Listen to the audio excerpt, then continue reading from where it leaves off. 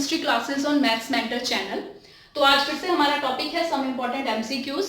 तो इसके अंदर हम कुछ प्रीवियस एग्जाम्स में हुए कुछ केमिस्ट्री एग्जाम्स के कुछ इंपॉर्टेंट क्वेश्चंस हम यहाँ पे लेकर आए हैं।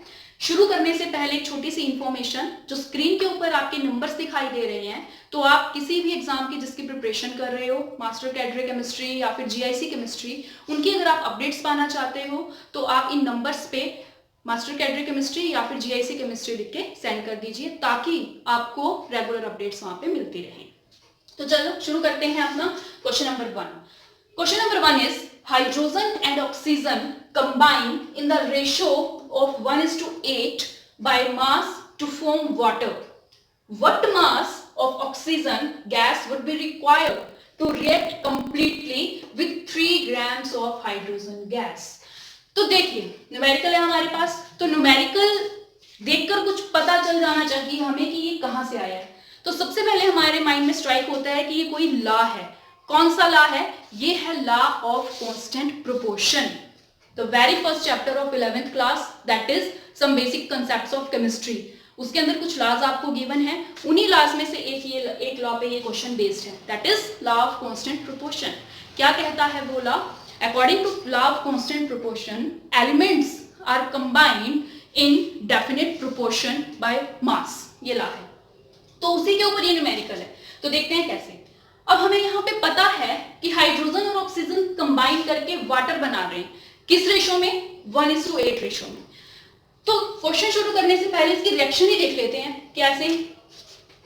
H2 plus O2 gives you H2O। Balance कर लें पहले इसे, सिंपल, ये बैलेंस होगी। ठीक है, अब आगे देखते हैं।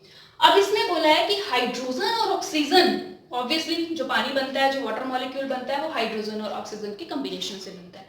तो बाय मास जब ये कंबाइन कर रहे हैं तो किस रेशो में कर रहे हैं? 1:8 रेशो में कर रहे हैं।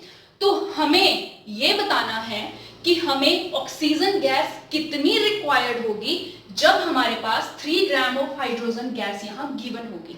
तो ये बताने के लिए पहले रिएक्शन के थ्रू ही हम देख लेते हैं कि कितनी क्वांटिटी हाइड्रोजन की, कितनी क्वांटिटी ऑक्सीजन हमें प्रोवाइड करवा रही है। तो देखते हैं, सिंपल इसका मॉलिक्यूलर मास निकाल लेते हैं। 2 × 2 that is 4 gram. Next is O2.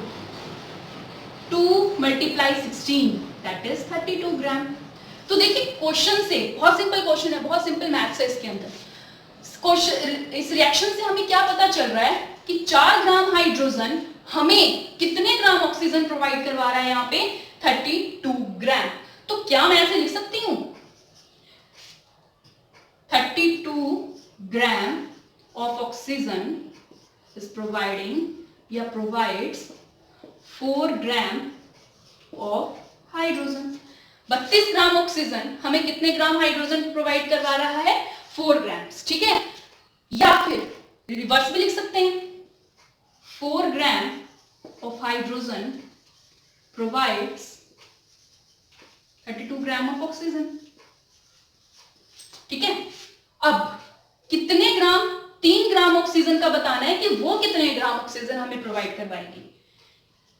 4 gram hydrogen अगर 32 ग्राम प्रोवाइड करवा रही है ऑक्सीजन, तो 3 ग्राम कितने करवाएगी? That is 32 divide by 4 multiply 3। Solve करते हैं। 8 3 जा 24 ग्राम। मतलब नॉर्मली रिएक्शन में, जनरल रिएक्शन के अंदर hydrogen 4 gram hydrogen 32 gram oxygen हमें प्रोवाइड करवा रहा है, तो 3 ग्राम हाइड्रोजन कितने ऑक्सीजन प्रोवाइड करवाएगी? सिंपल मैथ्स कैलकुलेट कीजिए, आंसर आ जाएगा हमारा 24 ग्राम।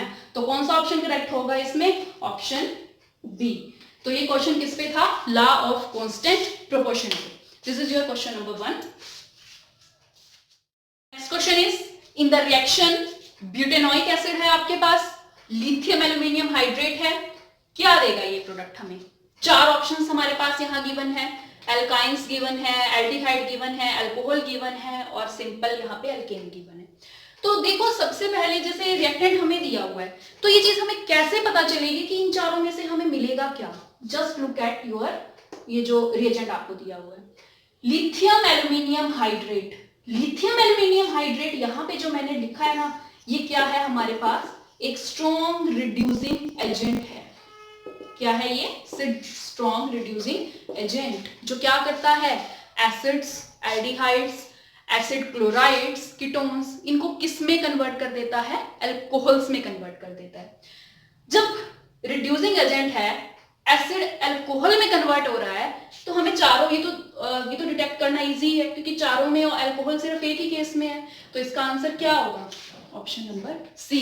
तो क्या प्रोडक्ट होता है हमारे पास, CH3, CH2, CH2, किसको रिड्यूस करता है lithium aluminium hydrate, CO, carbonyl group को किस में कन्वर्ट करता है, CH2 में।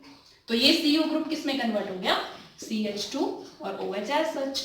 तो हमारे पास क्या बन गई, alcohol. So lithium aluminium hydrate strong reducing agent होने की वजह से एसिड्स को अल्कोहल में कन्वर्ट कर देता है। So option 3 will be the right answer.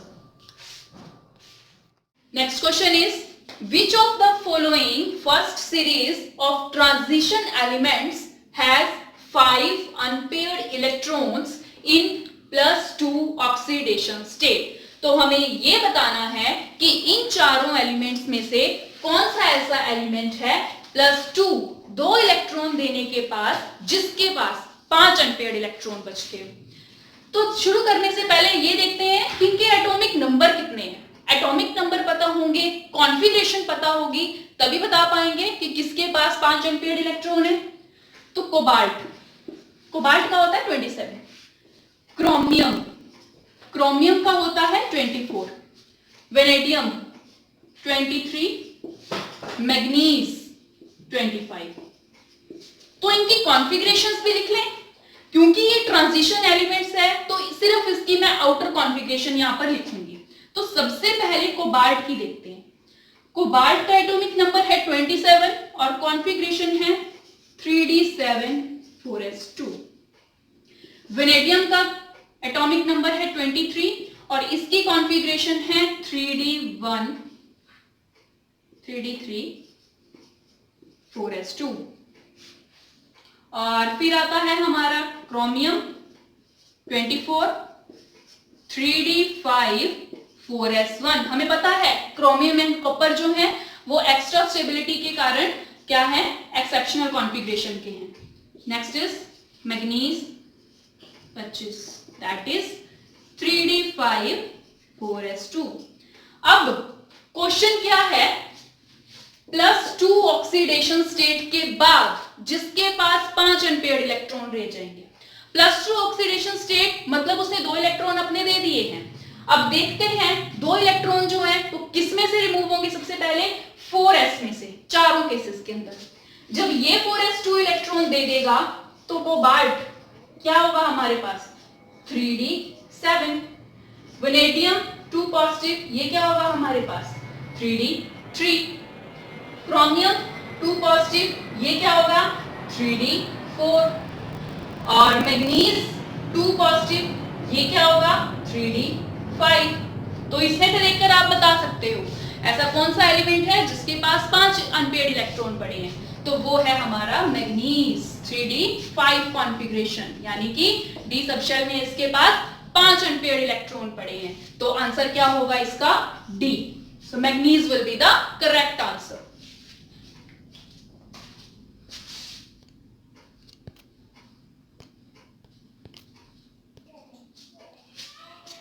Next question is, which of the following sets of ions represents the collection of isoelectronic spaces?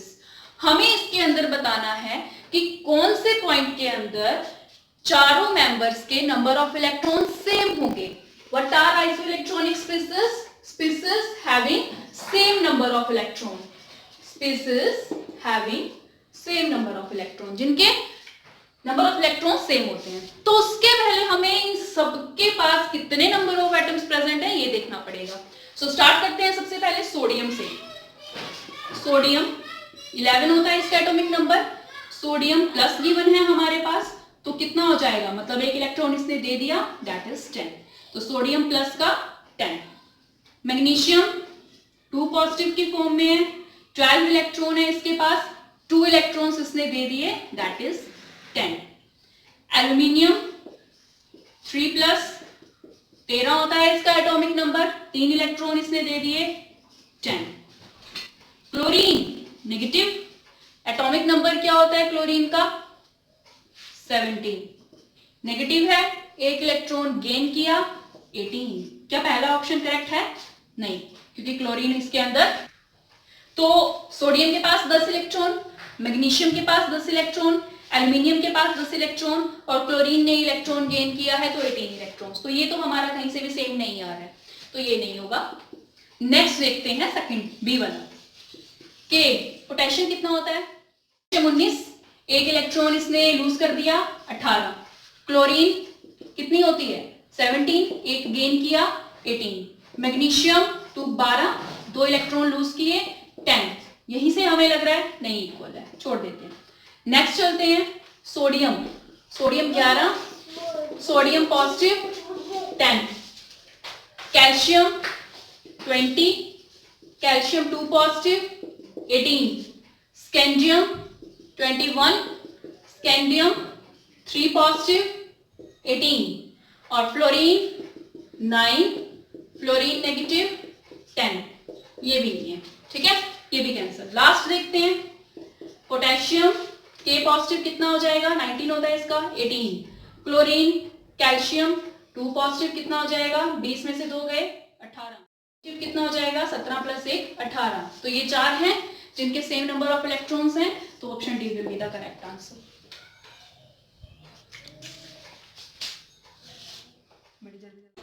The molar mass of an ideal gas can be calculated from the expression this. तो ये 4 options आपको यहाँ पर given है. Molar मास हमने निकालना है किसकी हेल्प से? आइडियल गैस इक्वेशन की हेल्प से. तो सबसे पहले देख लेते हैं आइडियल गैस इक्वेशन का फॉर्मूला क्या है हमारे पास. क्या है आइडियल गैस इक्वेशन?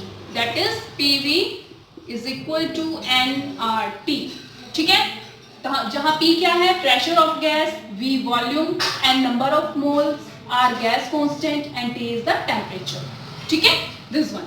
अब इसी को हमने कुछ इस तरीके से रीअरेंज करना है और देखना है कि क्या मोलर मास आएगा. तो अरेंज करते हैं. P इसी साइड रहने दो, N / V * RT. V को मैं यहां ले गई N के डिनोमिनेटर में. उसके बाद number of moles, number of moles निकालने का फॉर्मूला क्या होता है? Given mass by molecular mass, यही होता है. Given mass by molecular mass. W को गिवन मास ले लेती हूं मैं और capital M let it be molar mass.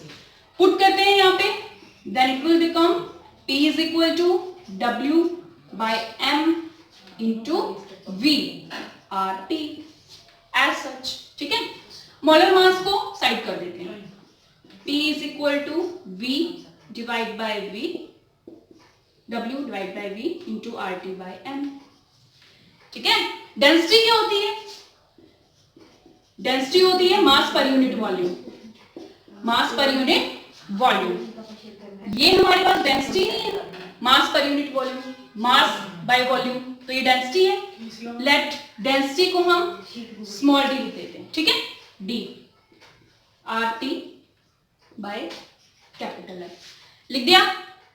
Interchange कर देते हैं पोजीशंस P और M की. Then will we get M = DRT by P.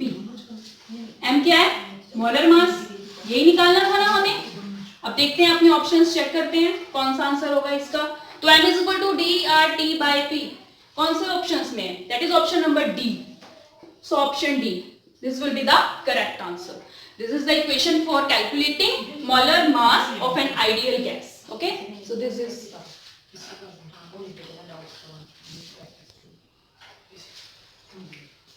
next question is what is the number of moles of helium in 12.044 into 10⁻23 atoms of helium. Mole concept का question है ये हमारे पास. सबको पता है हमें मोल कंसेप्ट के अकॉर्डिंग क्या होता है. एक मोल जो है, 1 मोल जो है एटम का, वो ऑलवेज किसके इक्वल होता है? 6.022 into 10 raised to the power 23 atoms. 1 मोल इसके इक्वल होता है, ठीक है। उल्टा लिख कर सकते हैं, उल्टा लिख सकते हैं, मतलब रिवर्स में लिख दो, that is 6.022 into 10 raised to the power 23 atoms is equal to 1 मोल। बताना क्या है हमने, नंबर ऑफ मोल्स बताना है, कितने में, 12.044 into 10 raised to the power 23 atoms में। 6.022 into 10 raised to the power 23 atoms में अगर 1 मोल है तो 12.044 into 10 raised to the power 23 atoms में कितने मोल होंगे? सिंपल मैथ्स यूज करते हैं, that is 1 divide by 6.022 into 10 raised to the power 23 multiply by 12.044 into 10 raised to the power 23। Calculate कीजिए, कैंसल 2, तो कितने होंगे? 2 मोल्स। तो अगर 6.022 into 10 raised to the power 23 atoms के अंदर 1 मोल है तो 12.044 into 10 raised to the power 23 atoms के अंदर कितने मोल आ जाएंगे? 2 मोल्स। तो देखते हैं अपने ऑप्शंस, कौन सा करेक्ट आंसर होगा? Option number A, 2। Option A will be the correct answer.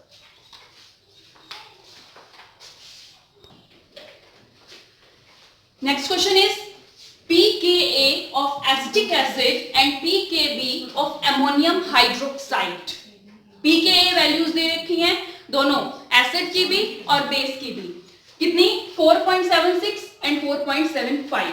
Then what will be the pH of ammonium acetate solution? ठीक है, तो देखिए सबसे पहले एसिटिक एसिड किस कैटेगरी में आता है? मींस ये स्ट्रॉन्ग एसिड है या वीक एसिड है? हमें पता है acetic acid is weak acid, ठीक है, वीक एसिड। पीकेबी किसका दे रखा है? अमोनियम हाइड्रोक्साइड का पीकेबी गिवन है, और अमोनियम हाइड्रोक्साइड भी क्या है हमारे पास? That is also a weak base. Ammonium hydroxide that is also weak base. ये हमारे पास वीक एसिड है और ये हमारे पास वीक बेस है। देखो सिंपल हमने पीएच निकालनी है किसकी? अमोनियम एसीटेट सॉल्यूशन की, दैट मींस CH3COONH4। इसकी ये सॉल्यूशन बना है हमें, that is ammonium acetate solution, इसकी हमें पीएच निकालनी है। तो कोई लंबा एक्सप्रेशन करने की इसकी जरूरत नहीं है, एक सिंपल सा फॉर्मूला है जिसके थ्रू हम इसकी विद इन सेकंड्स वैल्यूज निकाल सकते हैं। तो फॉर्मूला क्या है? पहले केस देख लीजिए। केस है हमारे पास weak acid and weak base. Weak acid and weak base जब हमारे पास हो तो हमें पीएच अगर सॉल्यूशन का निकालना हो तो कैसे निकलता है? उसका फॉर्मूला है, कौन सा केस है ये? वीक एसिड वीक बेस, दोनों वीक हैं, तो इसका जो फॉर्मूला है that is half of PKW plus half of PKA minus half of PKB। ठीक है, ये सिंपल सा फॉर्मूला यूज करिए और आपका आंसर आ जाएगा। पीके वाटर की वैल्यू जो है हमें PKW हमें पता होती है, कितनी होती है वो? That is 14। तो कैलकुलेट करते हैं, रखते हैं सारी वैल्यूज। 1/2 इंटू 14 ये गिवन होता है, वाटर की ऑलवेज 14 होती है पीके वैल्यू, प्लस हाफ पीके ये कितना गिवन है? 4.76 माइनस 1/2 पीकेबी कितना गिवन है? 4.75। ठीक है, कैलकुलेट करते हैं। 7 प्लस ये हो जाएगा 2.38 माइनस ये हो जाएगा 2.375, यही आएगा। ठीक है, इसे हम कैलकुलेट करेंगे, then what we will get is 7.005। तो ये आंसर आ गया। चेक कर लेते हैं अपने ऑप्शंस में, हमारे पास है ये 7.005 है ये, so option B will be the correct answer. तो ये केस किसका था? जहां पे हमने weak acid and weak base लिया था। तो weak acid and weak base जहां पे हो और पीएच आपको निकाल, तो केमिस्ट्री की इस चैनल पे केमिस्ट्री की अपडेट्स पाने के लिए, उसकी लाइव क्लासेस की इंफॉर्मेशन के लिए जो नंबर्स आपको आपकी स्क्रीन के ऊपर दिखाई दे रहे होंगे उसके उन नंबर्स पे आप व्हाट्सएप करिए और आपको वहाँ पे हमारे चैनल की केमिस्ट्री की जो भी मैं यहाँ पे लाइव क्लासेस ले रही हूँ या जो भी वीडियोस अपलोड कर रही हूँ उनकी सारी अपडेट्स आपको वहाँ पे मिल जाएंगी। थैंक्स।